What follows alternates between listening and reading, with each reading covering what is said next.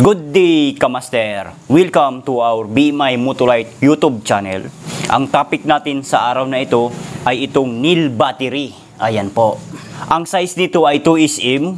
Ang amperes naman po nito ay 50 amperes lamang and 415 CCA.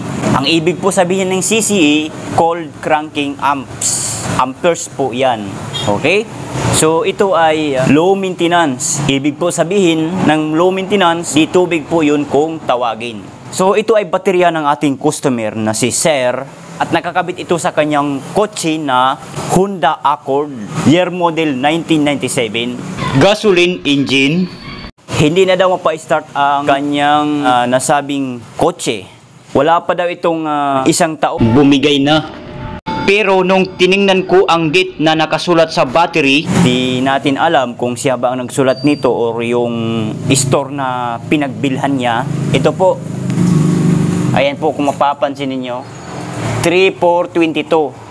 So ibig sabihin March 4, 2022. Ngayon, 2023 na, November 2, 2023.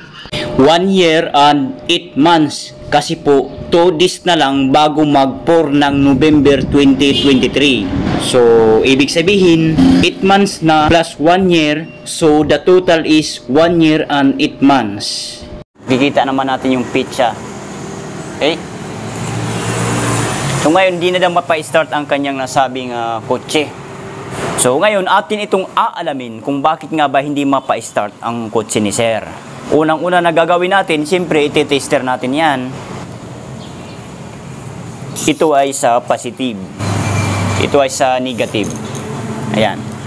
As you can see, Kamaster, kung makikita at mapapansin natin, 7.1 volts lang siya.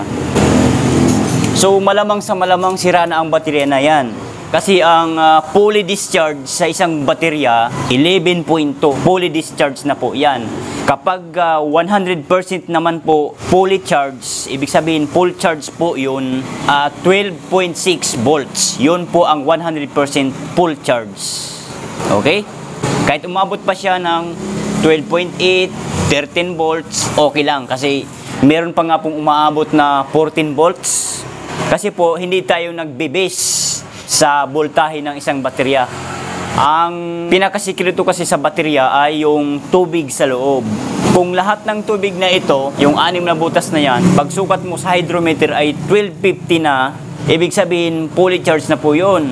Pero kung hindi pa umabot sa kulay puti na 1250 na sinasabi ko, nasa kulay pula pa, 1150, 1125 or 1100, lubat pa po yung tubig niya. Kasi madaya po ang voltahe ng isang baterya. So ngayon, ang sunod natin gagawin ay bubuksan natin itong 6 na butas. I-check natin yung tubig niya. Ikutin lang natin. Yan. Yun.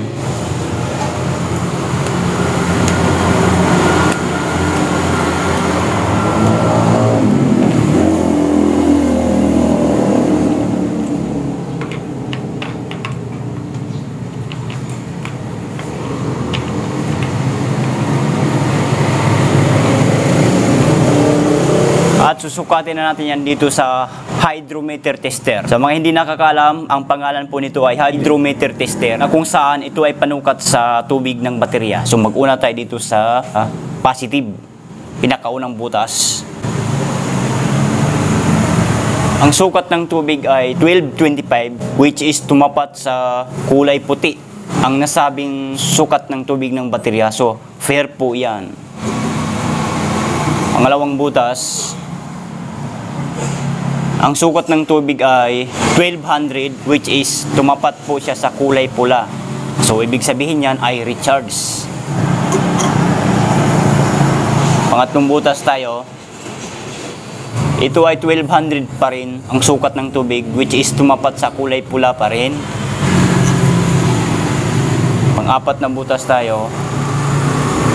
Ang sukat ng tubig ay 1225, which is tumapat po yan sa kulay puti. So, fair po yan. Pang-5 butas tayo. Ang sukat ng tubig ay 1225, which is tumapat siya sa kulay pula. So, recharge po yan. Pang-6 na butas na tayo, last but not the least. ito ay 1200 pa rin, which is tumapat sa kulay pula. So overall, ang status sa baterya na ito ay under observation po tayo kasi paiba-iba ang nasabing sukat ng tubig ng baterya, itong 6 na butas. So under observation ang tawag dyan. I-charge muna natin yan. After charging, malalaman na ang resulta. So, hindi natin sigurado kung makaka-recover pa yan kasi 7 volts na lang siya.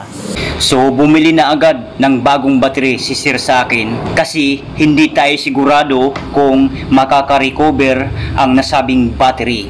Bumili sa akin ng 2SM Ultra maintenance free kasi ang sabi ko sa kanya, Sir, pag kotse po ang sasakyan, ang ating ilagay na battery maintenance free. Yan po kasi ang recommended na battery para sa mga kotse. Huwag tayo gagamit na low maintenance, ditubig kung tawagin. Katulad na lamang nito. Ito ay low maintenance po ito, ditubig po ito. Pwede naman siya ikakabit, mapaandar natin ang sasakyan. Kaso nga lang, hindi siya magtatagal. 1 taon mo lang mahigit na gagamitin, bibigay na siya. Masisira na, katulad na lamang nito. 1 year and 8 months lang ginamit, bumibigay na. So, ganun po ang mangyayari dyan. Kasi ang baterya, kahit maganda ang pagkakarga ng inyong alternator ng sasakyan, nalulubat at nalulubat pa rin yan. 10 months to 1 year, kailangan na kakargahan or i-charge sa battery charger ang battery upang matulungan ang supply ng alternator ng sasakyan. Okay? So, kailangan siyang i-refresh. Ibig po sabihin, i-charge siya. Kailangan siyang i-charge.